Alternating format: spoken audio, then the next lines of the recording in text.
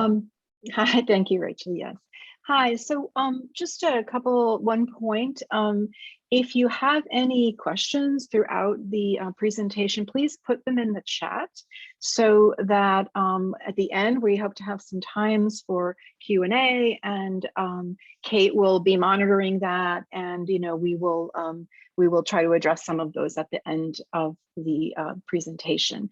And also, just so you know, this presentation will be, a lecture talking about these various issues around how to choose and develop a research topic. And there will also be some interactive writing exercises also contained within it. So without any further ado, I guess I will get going here. Okay, so what I wanted to say, and I'm actually going to turn this over to you, Kate, for just a second. The way this presentation has been designed and developed, we have utilized some material from this absolutely wonderful book. And maybe, Kate, could you just say a word or two about this book, just so people have a sense of this? I really recommend it. That's all I can say. Yeah. Hi, everybody.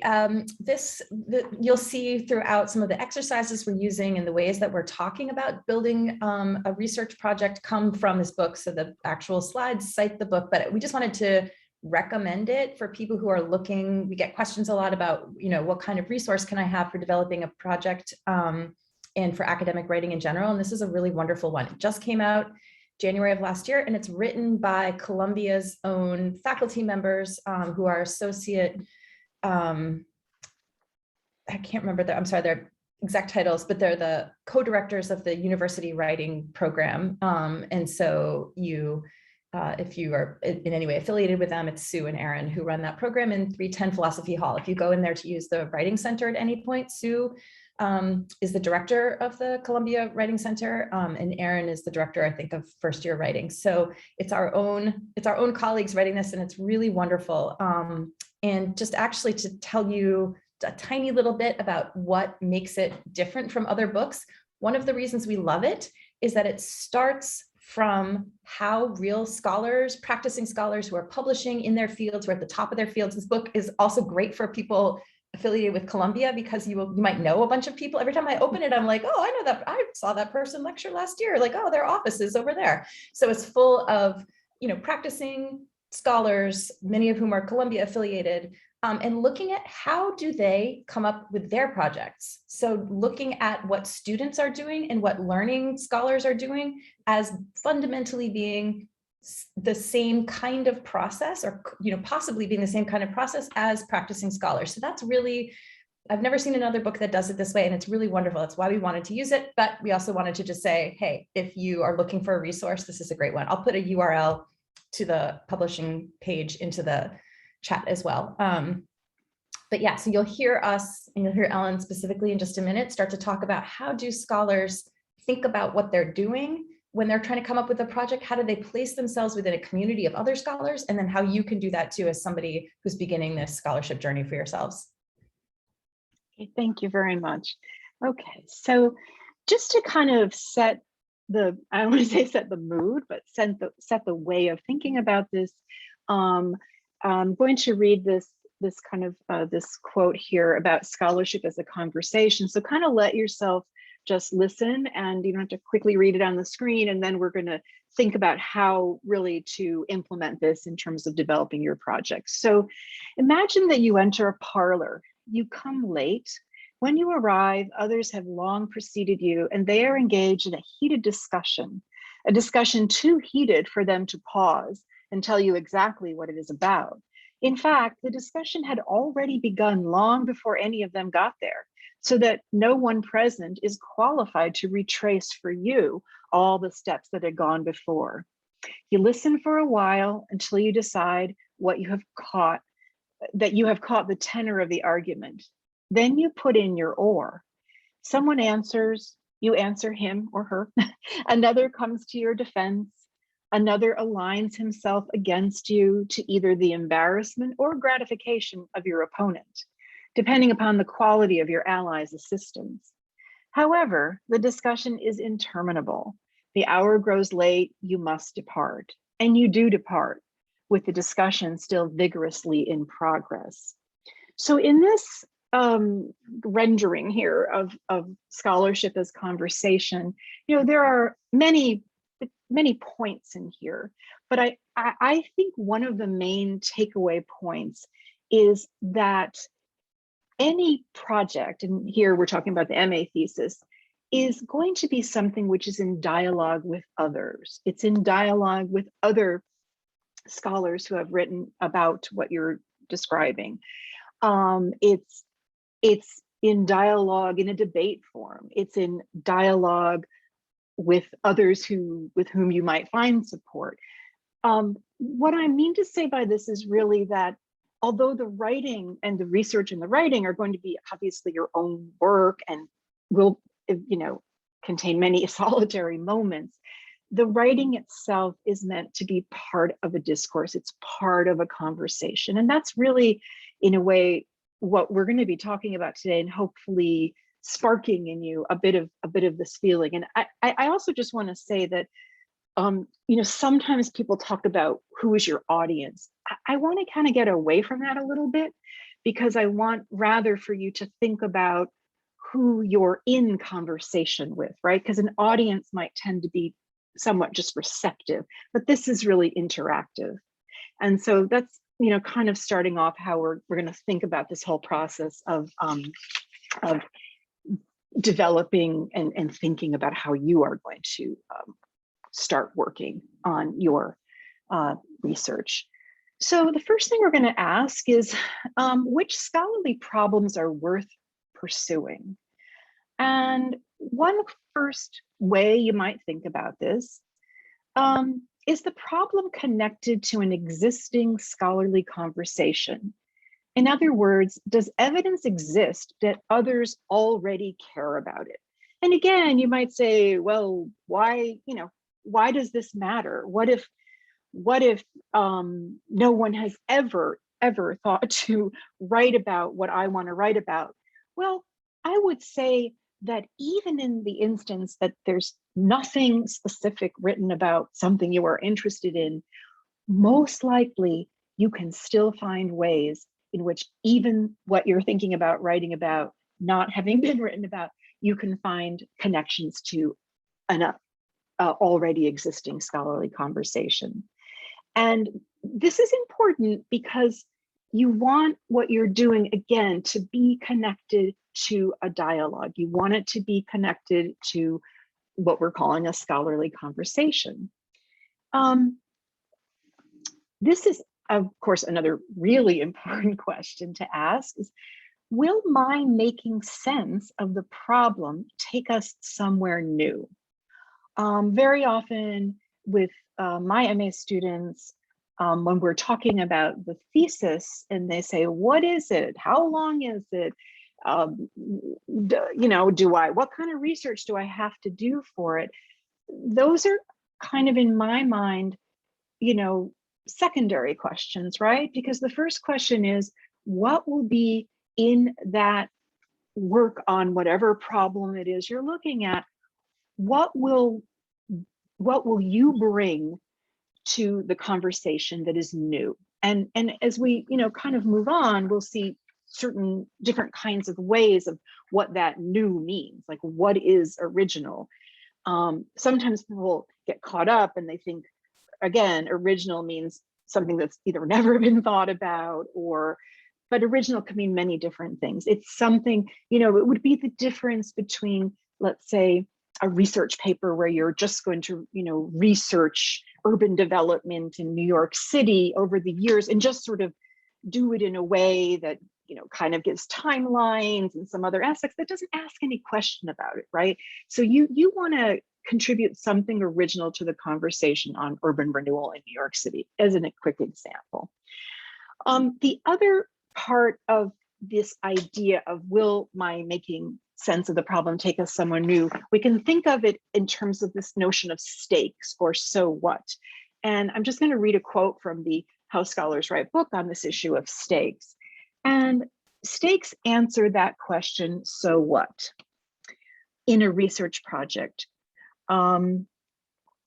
writers articulate stakes by offering evidence that the scholarly problem represents a meaningful next step in the conversation.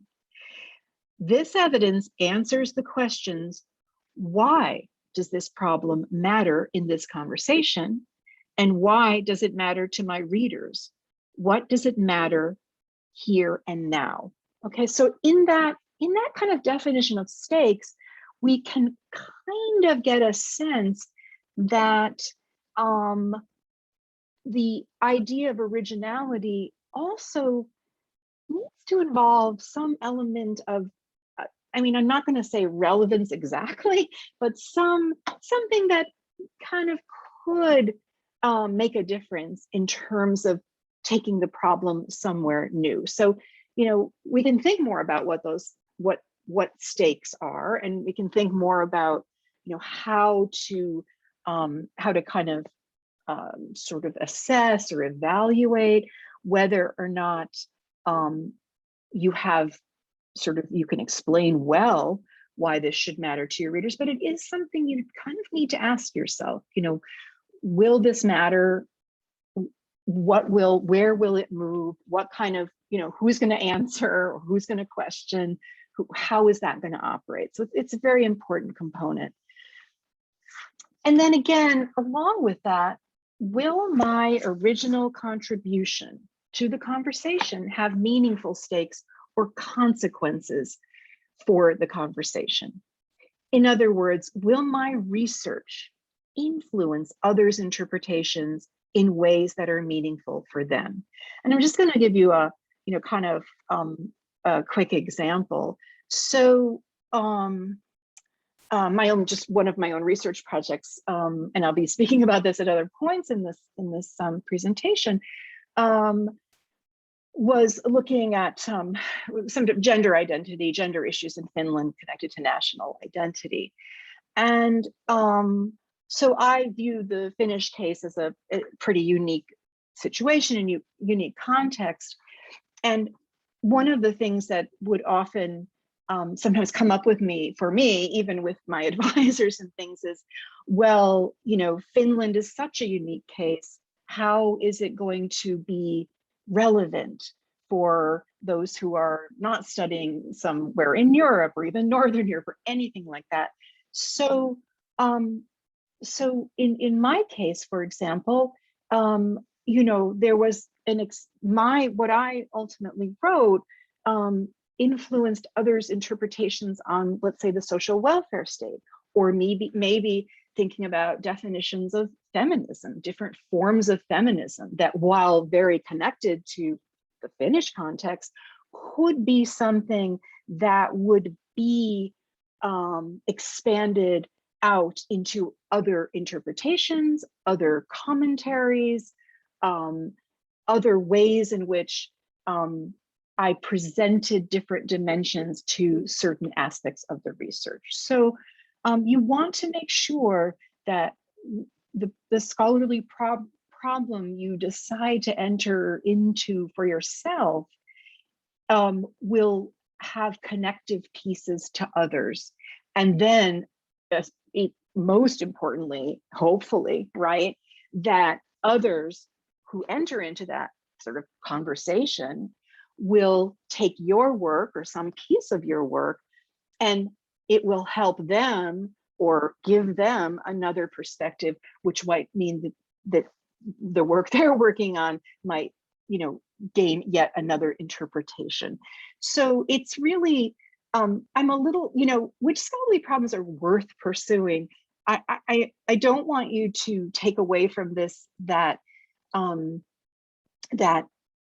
you have to be incredibly cautious. The term worth pursuing could be felt as rather, you know, well, what if this isn't important enough? Or what if this isn't, you know, critical enough or relevant enough? That's not really what this is saying. It's really saying what makes my project worth pursuing with the goal of it becoming part of a meaningful conversation and meaningful stakes, right? So I you know, maybe in the Q&A we can talk more about this, but I don't want anyone to kind of feel in any way that this might, make them anxious. Think about the worth pursuing in terms of what kind of, what kind of conversation are you going to start moving forward here? And that can be many, very wide range of things. So that's sort of an important piece here. At this point, we are going to now, I'm going to turn it over to Kate with our first writing exercise. And Kate, would you like to sort of go into that? Sure. Did everybody just see this PDF? Did it show up in the chat? Okay, great. So this is our first exercise. This is just a cool, we use this in the, sometimes as an exercise to help people who are doing their PhD prospectus process, helping kind of like narrow a project or think about, what do I already know? What do I almost know? Who else is talking about this? Who should I go find out from? And kind of as a way, that sort of jumble, hopefully, of like wonderful, exciting, slightly terrifying ideas that may be going on in your mind. We wanted to offer this exercise as a way, just as a tool. We'll do it together for just, Ellen, I can't remember anymore how long we said, like 5 minutes or something like that. 5 to 8 or something. Yeah, like we'll that. take Yeah. 5 or 8 minutes in session right now to do it. I'll explain it in a moment, and then we'll pick back up with the rest of the presentation. But just in the back of your head, if I want you to both fill in this grid that I'll explain to you in a second, like thinking about the project that you're working towards right now, but also as a separate thing, if this is a strategy that works for you, if you find it useful, keep it, use it in the future for any kind of, on any level. It can be really wonderful as a way of just kind of like sorting through a jumble of ideas and helping you kind of see, okay, what do I already have? What am I about to have? What does somebody else have? What do I need to ask somebody about? And it can help you kind of find these really important moments where you can identify a scholarly conversation that you're excited about. You can see kind of what's happening there, and you can see what nobody's talking about yet, because you're the guy who's going to fill in that blank, and can help you kind of find those moments for important scholarly projects with stakes. So Ellen, if you don't mind, like going to the next slide. Sure. This is the slide is going to show exactly, hopefully, what the PFD also shows.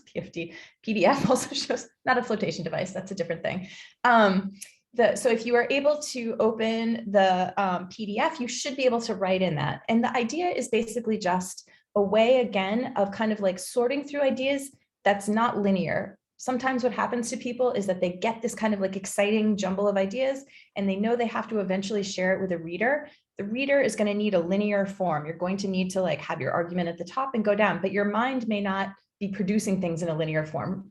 If you are like most people, probably your mind is producing things in a whole bunch of different ways at different moments. And so this grid can be a really nice way of getting yourself away from this pressure to be linear and right from the top down, if that's not what you're ready for, because you can fill in bits of it as you go along. So what it's asking you to do right now is just really quickly in bullet points, 5 things I already know about my research area. If you are you chose this department, you chose the program that you're in, there's something exciting to you about it. There's something there that you know, that you have found out, that you've discovered, that you're just like so excited about. Really quickly, if you can put it into bullet points, 5 things I'm already on top of. Then I'm moving to the right. 5 things I don't know yet, but I'm excited to find out. That can be a really nice way of being like, sky's the limit. What would be cool to find out? What would you like to know? What would you like to understand? And then in the bottom left, 5 scholars or experts who are thinking about this area. So if you're aware of who else, maybe you read someone's work and they got you really excited. Maybe you're working with somebody because their work is exciting to you. Maybe you are thinking across field, or you heard somebody in a TED Talk, anything at all that is making you think like, oh, this is going to help me, my work. I want to be standing next to them in this parlor and listening to what they're talking about. Or equally importantly, I hate that guy. They're totally wrong. Absolutely not. Put that person down there too. That's important as well. So who else is talking about this? And just like jot them down. Even if you don't know their name, do it in shorthand in some way. And then on the bottom right, my formatting got messed up there, but 5 things I think nobody knows, but would be cool to find out. And this is a cool one. Like if you can't do it on the spot in the moment that I'm asking you to do it right now, think about it for later and see if you can come back in and continue to add to this. Like go to sleep, wake up in the morning and see if an idea kind of popped into your head. What does nobody know? What does nobody understand? And this is a really interesting one to help you move towards this question of stakes. So for example, something that could be really interesting is, oh, this was really well studied in the 70s, but actually nobody's looked at it again recently. That would be cool. I wonder if it works the same way now that it did last time somebody did a really robust study. I just made that up, but something like that can be a reason. Why this project now? Why you? Why here? Why now? What does nobody know? What do we need to know that we don't know? That's a really cool one to put into that corner and help you kind of start to identify those stakes of a project. So this is going to be weird in a Zoom format. If we were in a classroom together, we would all just like quietly write. But I think what we'll do, if it's okay with everybody, is just give everyone a moment to fill out the form. If for some reason the attachment is not opening for you, literally any piece of paper or any document or 4 separate Post-it notes, 4 backs of 4 receipts. If you have a whiteboard marker, a window, anything that you can do to write this down, just make yourself a grid and fill it in the way that the slide shows you. And we'll check back in like, we'll say 5 minutes, and then if people need more time, they can put that into the chat. But in 5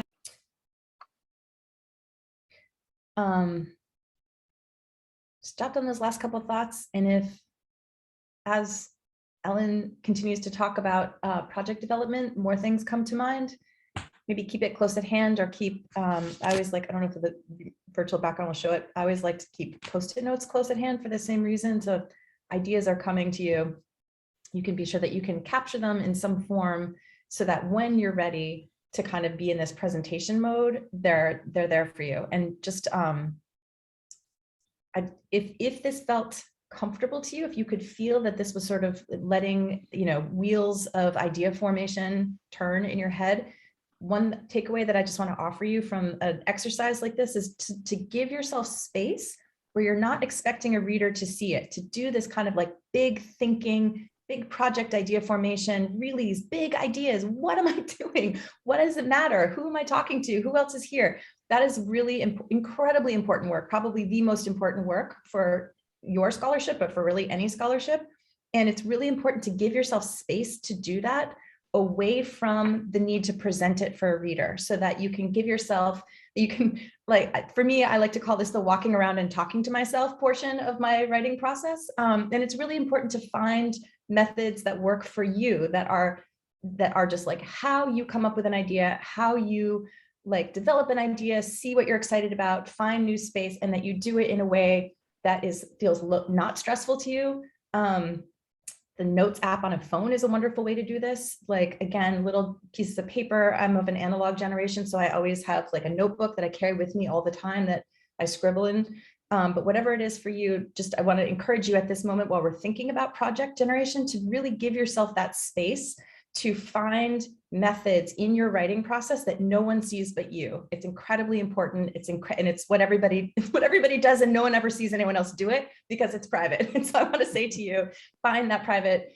whatever that private method is that is for you to kind of develop your ideas and try things on, and get excited about something, go down a little digression, and then come back. And then when you're ready, then you'll present it for a reader, and then you can get feedback from the reader. But there's all of this private work that's happening beforehand that isn't always visible to others. So I just wanted to make sure that we're being explicit about that, and that this grid is just one of many, many, many kinds of tools you can use for that kind of really big, important project formation, non-linear, non-presenting, hopefully low stress kind of idea generation. So back to you, Ellen.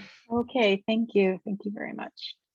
So, and I really appreciate that you obviously said keep it at hand. It's for yourself. It's just a way to start thinking about how you're thinking about a topic or a project. But right now, we're also going to think more about, well, the title of the slide is a problem-driven writing process, but I would also maybe kind of even add that a problem-driven sort of researching a problem process, or thinking about what the problem is that you want to look at. And on the left, we have something called topic-driven approach, which we're going to go over each of these 3 stages here and talk about what this means. And then we're going to bring in what will be called the problem-driven approach, and we're going to kind of see the differences and what I sort of tend to think of the topic-driven approach as almost more of a linear process, where the problem-driven approach you'll see is different and probably one that will be ultimately more fruitful. So in a topic-driven approach, you find a topic or controversy that interests you, right? And let's say just say as an example, because hearing about this recently again, defunding the police, right? That's a topic or a controversy that interests you. And in this topic-driven approach, you're starting out with that, the question of defunding the police, the idea of defunding the police. That's very interesting to you. You want to write about it and you want to think about it. In the second level of this topic-driven approach, there would be a way in which some kind of forceful claim about the topic or controversy would be, you would formulate that. So let's say your formulation, your claim was that defunding the police, you would anticipate would result in lower crime rates, right? That's what you've understood. You've read enough. That's where the kind of claim you're making. And then in the topic-driven approach, you would search for published writers who echo or oppose your claim, right? So obviously you would include, different sides of the debate. You would, if you're making the claim that it reduces rates of crime, then you're going to, have to argue why the writers who are echoing your claim are, in whatever ways they are, their evidence is better, their studies are better, their analysis is, it supports your claim. That's a topic-driven approach. And when I say it's sort of more linear, I'm we can think about this, but there's a way in which it's sort of driving towards support of a claim that you're making, right? And I would say that in a way, it's not that it's not at all engaged in sort of some kind of conversation, but it's more engaged in a conversation to sort of prove your point in a different kind of way than maybe opening it up to rethink even how the whole question in and of itself. So if we look at a problem-driven approach, then we're going to be looking to discover a puzzling tension or a dissonance, a scholarly problem, right? So there's something different about that than a topic or controversy, as in the topic-driven approach. So, and again, just kind of going back to my work, I was interested in Finland. I was puzzled, let's say, by the fact that I knew historically that in Finland, for example, women got the vote in 1905 or 6, I always forget. They were the first women to get the vote in Europe. There was only one other place, I think in New Zealand, that got the vote a year earlier for women. And the following year, 33% of the national parliament was women. Women had been elected. I could see in the history of Finland that women's participation politically in elected offices was very, very, very high. Women were, very active in many professions and the academy and all of that. But at the same time, I saw that women were still making 67 cents on the dollar to men. Issues around, say, domestic violence, sexual assaults against women, all sorts of things just didn't kind of make sense to me, right? That was one particular tension I wondered about. And then I had to think about it in terms of, a broader scheme. So that's a tension. That's okay. Well, I don't, this is puzzling me. I'd like to understand this. And then in terms of, kind of attaching it to or thinking of it as a scholarly problem, I needed to understand many more facets of what had been both the history of the, not just the history of the development of the, women's right to vote, women's suffrage, but I also had to understand the national context of Finland and its independence movement and all sorts of various things. So in a way, I had to, and not to least include women's rights and feminism, what that meant there and how that looked and how that shaped differently vis-a-vis the state. I mean, there were a lot of issues that came up. So I had to think about it in terms of not just a sort of topic, but expand it out into other areas. Other kinds of issues of sort of scholarly problems might be tensions or dissonance between theory and practice, right? A theory and the practice, or methods and findings, right? There's some kind of tension there, or prominence and significance. We can go over many of these, but there's some kind of dissonance. Something's not quite making sense. And that dissonance can also be a silence, right? A silence around something. There's not much discussed about it, but it's clearly there's a tension there, but nothing's really written. So that's a problem-driven approach. And then again, in number 2, rather than formulating a claim about it, you want to look at the conversation about the problem or the tension that you're seeing. Again, is there silence? Are there a lot of things written about X, but not about Y? What is the conversation going on about that? And what's missing from the conversation, right? So in the next step, number 3 is seek a next step in the conversation that helps to make better sense of the problem. How can I push forward this conversation that I'm sort of kind of both starting and being in the middle of, right? In terms of gender and national identity in Finland, I mean, I have to look around to see what had been written, maybe very little, but I could look at other conversations that were connected to it. Sorry? Oh, and so in that sense, how can I kind of further the conversation along? And going back to the parlor imagery, right? Someone's going to push up probably against me. Someone is going to probably question,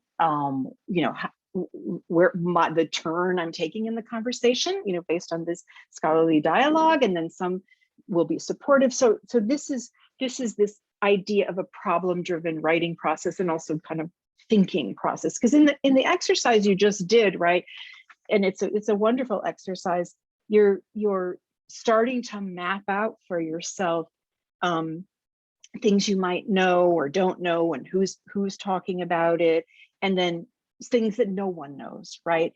And all of that is a bit of a foundational piece to start to think about where you want to look for that tension or dissonance. I often talk with my students about, what is the space that is sort of empty in the conversation, almost, in a way, right? Like what again, not just what is missing, but what dimension of something is just not yet quite been considered. And again, it can take many different shapes and forms.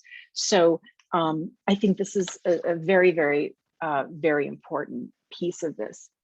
And just to go to the next slide, to choose scholarly problems that spark conversation, right? Because you want to, again, it's not only about stakes, but it's also some question of relevance, although I'm a little bit afraid to use that term because I don't want people to feel like, their project isn't relevant, or how can I make it relevant? But again, sparking conversation means getting people interested because you're bringing something new to the table. So if we think about this, looking at it, there are known problems, right?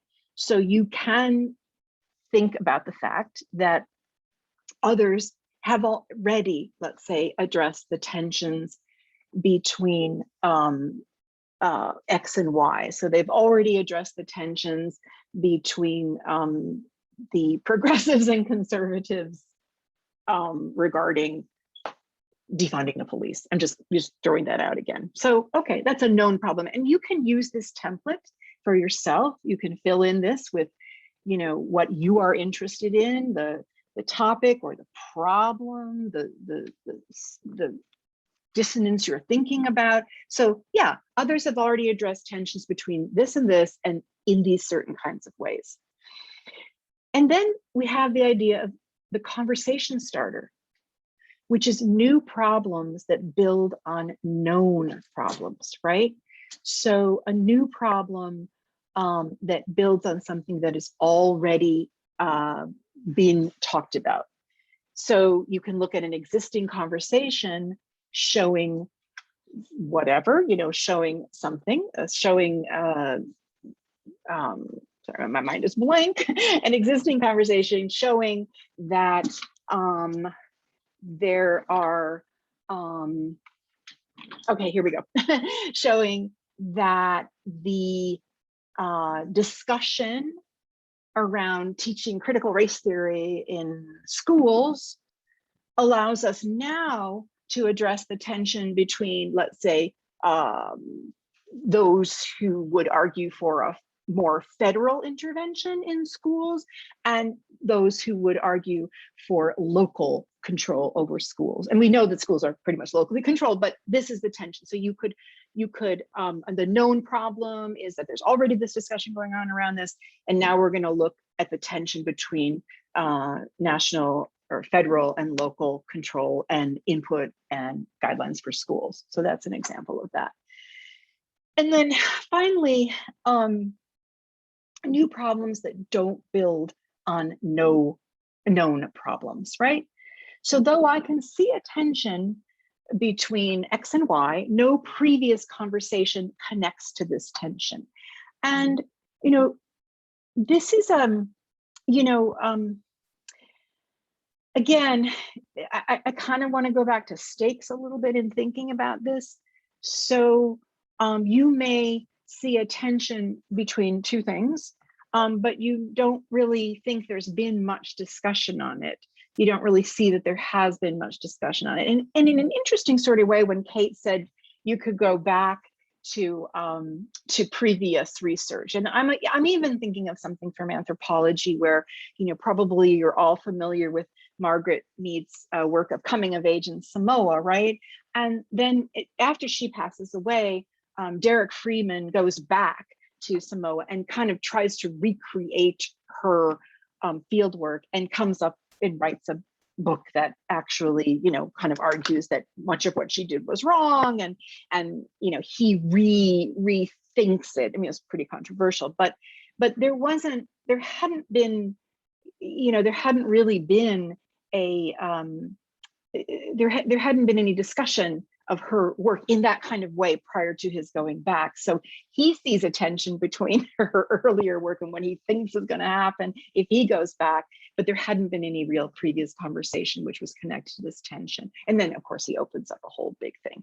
So this kind of, again, can be thought through in conjunction with even really the exercise you just did, because it again gets your mind thinking in just kind of like a different way about how to think through your choice of a scholarly problem and what it takes, in a sense, to spark that conversation, right? Again, thinking all the time that you are not alone. You are never writing anything in isolation. Even a new problem that doesn't build on known problems, you're still not writing in isolation, right? Because whatever you end up writing about, even if there aren't many previous conversations connected to that tension, there will be contextual conversations that will be connected to it, right? It is in my example of Finland being a case in point.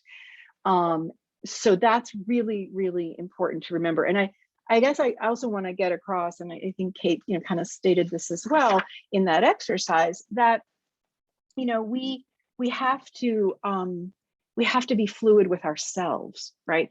Fluid with our thinking and allowing ourselves to really be open to messing around a lot as we're thinking about scholarly problems, to feeling a certain sort of confidence in what it is we're thinking about doing.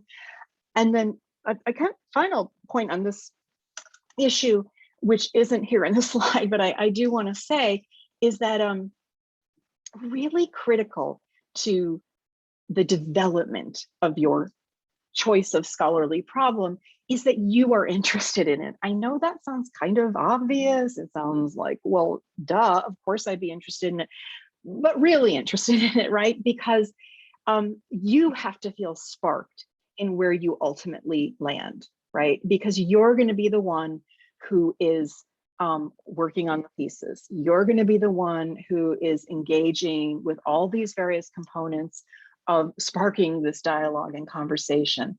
So however it sort of shakes out for you, just make sure that to the extent possible, you feel invested in the project. You feel invested knowing you're going to be taking a lot of time with the project.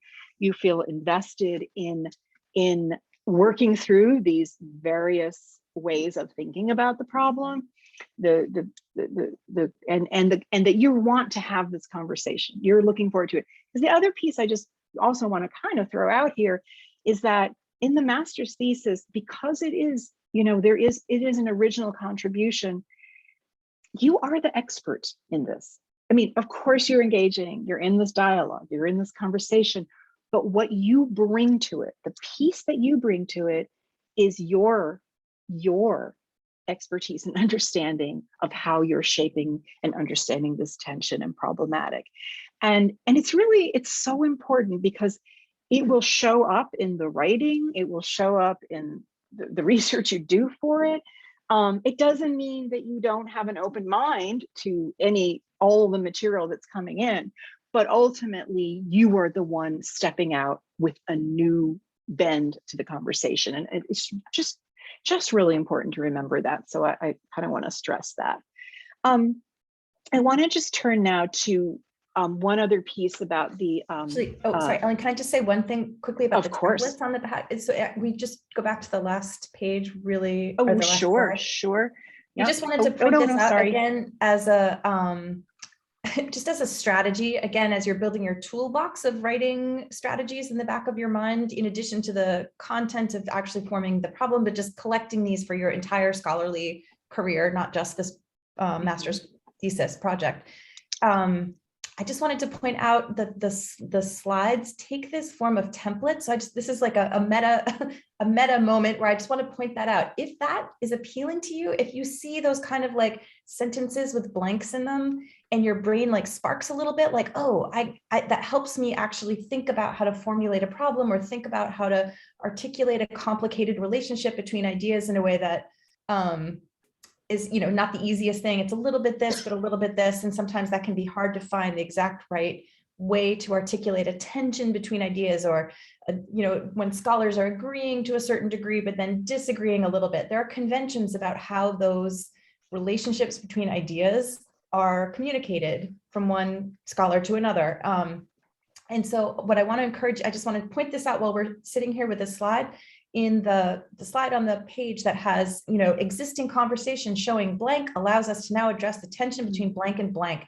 That is a great exercise. If you know that if you've given yourself time to write about your project and you're having trouble kind of like coming up with it, this is a wonderful starting place. Give yourself a sentence with blanks in it. If you're reading someone else's work and you just see, oh, that's so interesting. Look how they communicated that they sort of agree with this thinker, but then they don't totally agree. And you're going to have to do something like that. Literally look at the sentence that they wrote. Well, how did they do it? What kinds of words did they use? Did they start with, while it seems like, that kind of noticing the form that scholarly argument takes is really important for you to develop in your own ability to make those same kind of complex scholarly arguments. And the usual way this is taught is that you just pick it up, which is absolutely true. You're reading it, you're getting immersed in the way that your field is, the writing in your field works, and you kind of pick it up through osmosis. But I'm here to tell you it's actually easier if someone is like, or just look at the sentence and kind of like drop the content out and turn it into blanks and see if you can fill those blanks in with your own work. And you can see in the chat, I just, as Ellen was talking and she was using these sample sentences, I was trying to pop some of them in there and add some other ones. So I just gave you a huge long list of template kinds of sentences, ways to talk about how ideas can fit together, how your new ideas can fit into existing conversations. So again, I just wanted to say this is a great one for like a starting place. If you know it's your day to write and you're having trouble getting going, this is a really wonderful place to start. Absolutely, thank you. Yeah, 100%. Yeah, because I appreciate what you said, Kate, because there is this idea that it just happens, and there really are tools to help it happen. You don't have to sit and pull your hair out. You know, you can get moving with the help of these templates for sure. So then, in terms of just a kind of a very quick overview of this idea of methods. So whatever you're excuse me, whatever you're writing about, you're going to have some kind of data, right? And the question will be, how will you collect the data? And I know that for, you know, students in many different kinds of disciplines, they're different. You know, there's a different nature of what kind of data. So the first question is, what type of data will you be utilizing, right? So obviously, from the anthropologist point of view, you know, typically we do field work, which involves participant observation, field notes, interviews, in-depth interviews, maybe less so, but, you know, looking at, well, in the past, it might have been collecting, you know, kinship charts, but now it might be genealogies, tracing everything from families and descent lines to, you know, to the way money flows through a village, any kinds of things. But you may also be collecting statistical data. You may be looking at archival material. You may be looking at literature. You know, you may be, there's a whole range of possible forms of data, and you will think through, you will work through what will be most useful for you in your writing and in your research. You know, what's going to be the most fruitful form of data. And again, this is also obviously linked to your discipline, so I'm not going to speak too much about all those different things, but that's something you will kind of need to think through as you think about your problem, as you think about the conversation you're trying to maintain. That's going to be important. The other question, though, is how will you access it? And I'm bringing this up because in, you know, how will you access it means a lot of different things, right? It can mean how will you literally access it, right? Let's say the material you need is in an archive in Moscow. So, you know, and it's not online. How will you do that? That's a really literal, you know, answer to the question of how you access it. But how you access it also speaks to, on some level, feasibility. So if your project involves a lot of material in that's not English based, and you don't speak the language, or if it is in a language, you know, these are important things too. So these are really important questions to think about when you're thinking about what you're looking at in terms of what you want to research. Also, issues having to do with feasibility, you know, are you going to be looking, if you're looking at statistical studies, what kind of access do you have to them? If you're doing a survey, you know, all sorts of things are involved with access. So it is an important consideration in terms of the data that you'll be using. I just wanted to prompt your mind to start to think about that.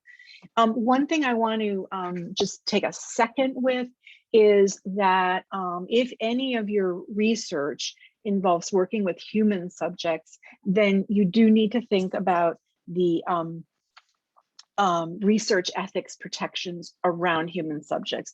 And human subjects, I know it sounds kind of silly, but they are considered to be living human beings. Now, living human beings can also be represented in, let's say, medical files. So it doesn't mean that there's, most often it means an actual interaction with a living human being, but it can be also information about living human beings. I know that just, again, it sounds so silly, but the living part is important, because if you're looking through, records of cemeteries. Those are not living human beings. So in terms of human subjects protections, I'm really going to do this very briefly, just give you a few of the main areas in which the Institution Review Board, which is the board at universities and colleges, which approves research with human subjects to make sure they're protected from participating any harms that could come. So first of all, one of the main issues in human subjects protections is the fact that anyone who participates in research has given informed consent. Informed consent means, very briefly, that the person participating knows exactly what the research is about, exactly what their participation entails. Is it 5 interviews? Is it 2 interviews? What are the topics going to be if it's interviews, let's say, or if it's a medical trial? What are the boundaries around the clinical trial? And then that's a really critical piece. Many ways to think about informed consent, but that's something that is important. The next thing is I call it do no harm, but it's really about the fact that if you have someone involved in your research, who you're doing research with and collecting data about, you have to make sure that there's no risk to them to participating. We call it no more than minimal risk, which means that if I'm part of a project, any risk I would incur or possibly encounter in the project would be no greater than regular life, no greater than me walking to the bus stop and getting hit by a car. I mean, there's always risk in life.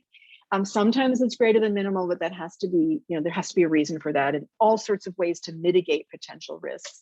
And then the final thing that I'm just going to talk about really quickly is always issues of confidentiality are important in terms of a protection for individuals who are participating. So not all, but many studies, the data is kept confidential, meaning you can't link my interview to myself. So my identity and what I have told you, what I have said, remains confidential.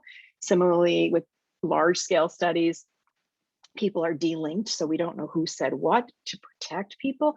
And privacy has to do with making sure that whatever I have said to you in the context of an interview, let's say, was done without anyone overhearing. Privacy has to do with the individual, confidentiality has to do with the data. And just here's the link for any of you who will be doing research that involves living human subjects. This is the link to the human research subjects and the Institution Review Board, which you can look to and then find out more about. You have to submit your research. It's a big process, but in any event, I wanted to make sure that we just covered that really briefly so that you know that master's research does come under this and does need to be reviewed if it falls into a human subjects kind of research project. So that's pretty much what I want to say here, and I'm going to turn it over now to Kate for one more interactive exercise.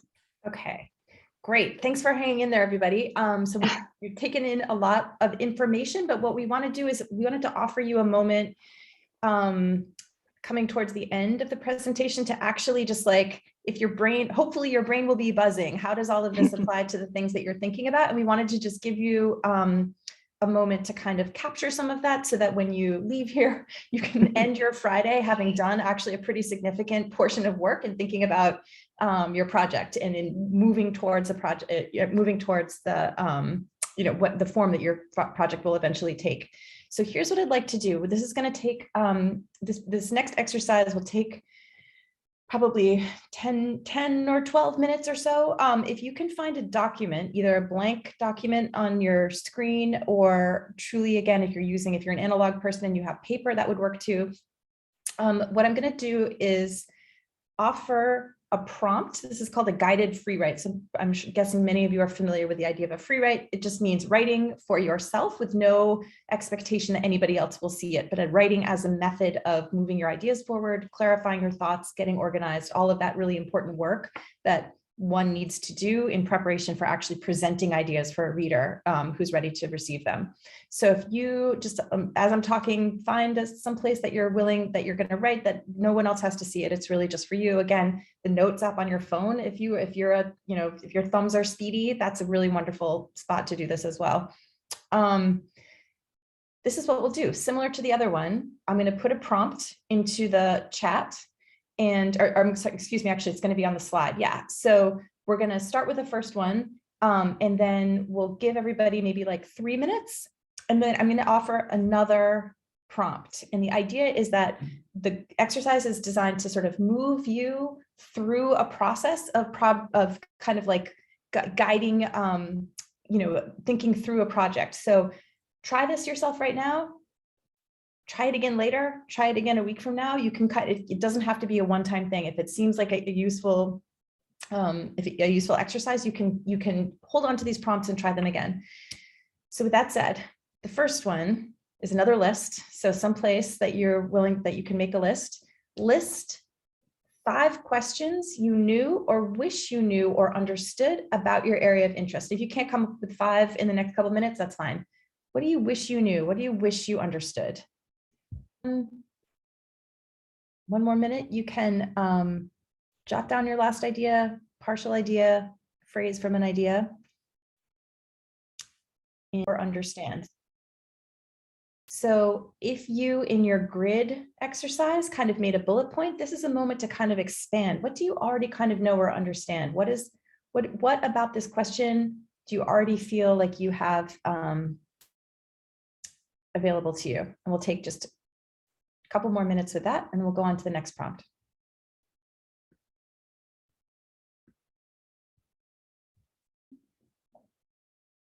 And we'll move on to the next prompt.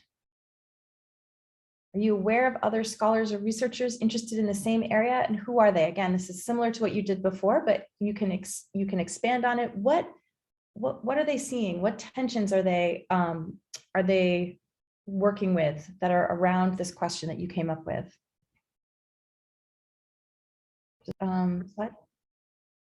What kind of insight does their work offer you? What limitations do you see in their work? So this is expanding on that earlier list just a little bit. Who's offering you an insight that seems useful to you into your question? Who's missing something? What's everybody missing? We'll just take another maybe 1 or 2 minutes with that question, then we'll go on to our last one. What insights would you like to bring to this scholarly conversation? So take a minute to jot it down. You already understand something. You're aware of who else is talking about this. You're starting to see where that conversation is useful, but also where it's limited. Now about you. What do you want to show? What do you want to bring to it? What are you going to see that nobody else has seen yet? What kind of thing are you excited to point out in this conversation? In the interest of this being in a Zoom context and it being Friday afternoon, jot down any last thoughts that your mind was going. Make sure you don't lose those kind of like sparks of an idea. And Ellen, did you want to talk about how some of this could generate ideas to bring back? Yeah, exactly. Yeah. Kate said, of course, this is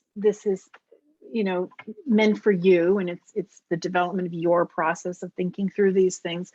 But it's also, once you feel, kind of comfortable, or like you really have been able to, kind of get a handle on answering some of these things, you can absolutely think of this as a kind of springboard to have a conversation with a faculty member who you think would be helpful in, bouncing this off of. In a way, it gives you a way to go to speak to someone feeling like you already have some ideas and some sparks that you're working with, and then you can. So it's really a helpful tool to, I think, also bring yourself into the conversation in a way where maybe you feel like you've done a tiny bit of, beginning work towards knowing what you want to do. And I also just wanted to say that, the narrowing of your project is, of course, really important, and that's something that these exercises will help you do, because that's often a very large issue, it's an issue that ends up happening very often, where students have too many ideas or the project is too broad. So any of these tools to help you, particularly getting down to this last question, what insights would you like to bring to the scholarly conversation, can, I think, really help in that narrowing of the project. So, but definitely use this for yourself, but also use it as a sort of bridge for yourself to reach out to people who you think would be useful in having a literal conversation with about what you're planning to do and how you kind of gotten there. So yeah. Great. So I think that's what we had. And I didn't see questions in the chat, but we have a couple minutes now that we would be happy to. We did have this. We have this. Comic. Yes. But if you have questions that you'd like to put in the chat, we would be happy to address them.